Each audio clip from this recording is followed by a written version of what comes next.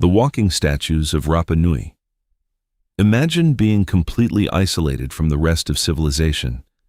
You live on a tiny volcanic island in the middle of the Pacific Ocean, thousands of miles from anyone else. Yet, somehow, your people managed to carve, transport, and erect nearly 900 massive stone statues, some standing over 30 feet tall and weighing up to 80 tons. This is Rapa Nui, better known as Easter Island. And for centuries, the modern world had absolutely no idea how an ancient society accomplished this engineering marvel without wheels, cranes, or large animals. Welcome back to Hellhound. Today, we are uncovering the buried truth behind the statues that supposedly walked. Chapter 1. The Island of Stone. To understand the mystery, we have to go to the source, Rano Raraku, a volcanic crater that served as the island's single stone quarry. Nearly all the statues, called Moai, were carved right out of this single volcanic rock wall. The islanders would carve the statue face up, break it away from the rock, and slide it down the slope. But that was the easy part. The real challenge? Moving an 80-ton stone monument up to 11 miles across rugged, rocky volcanic terrain to the island's coastline. Chapter 2. The Legend of the Walking Moai. When Western explorers first arrived on the island and asked the native Rapa Nui people how their ancestors moved the giant heavy statues, the locals gave a simple, consistent answer. The statues walked. For a long time, Western scientists laughed this off as mere folklore or myth.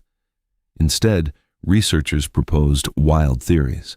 Some thought the islanders rolled them on thousands of tree logs, a theory that led to the idea that the islanders cut down all their trees, caused an environmental collapse, and ruined their own civilization.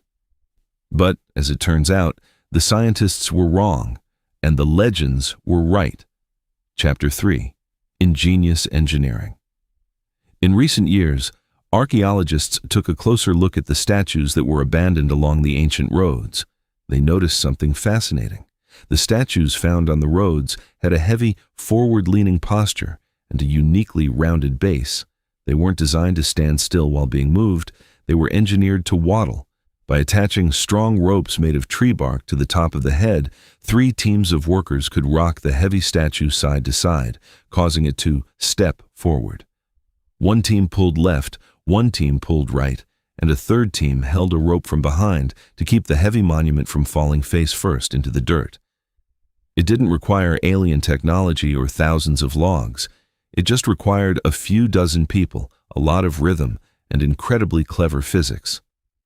In modern experiments, scientists built a replica statue and proved that a small group of people could easily make a multi-ton stone giant walk several hundred feet a day.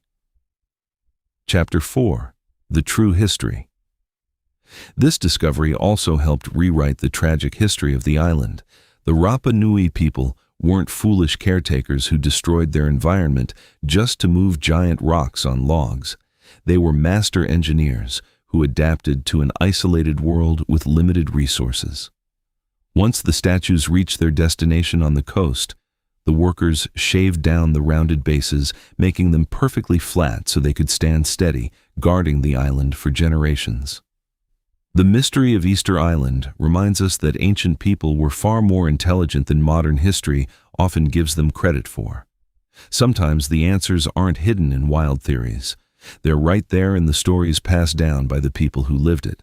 If you enjoyed this deep dive into the mysteries of history, hit that like button, subscribe to Hellhound, and let us know in the comments. What ancient engineering feat blows your mind the most? Thanks for watching, and we'll see you in the next mystery.